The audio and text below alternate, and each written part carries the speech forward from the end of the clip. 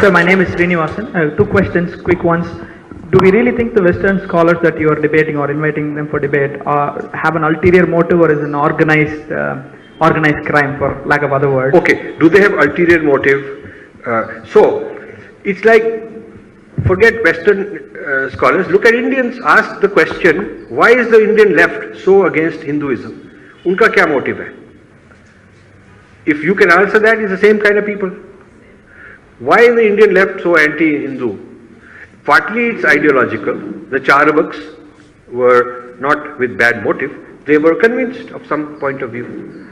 I mean, not everybody is born in a certain way and has the grace to understand things the way we understand it.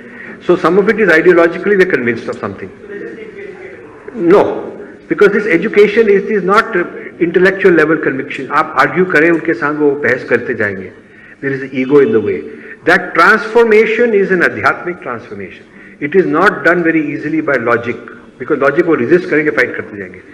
So some of it is like that. Some of it is that it's fashionable. Their point of view has become very fashionable. This in the media it is very fashionable.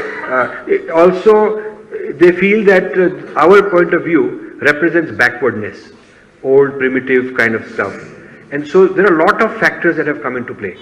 It has become a very ordinary, normal way of thinking to bash the Vedic system, to keep bashing it as something.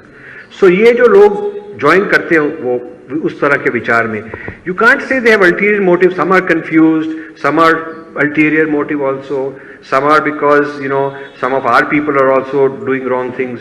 So combination of many factors.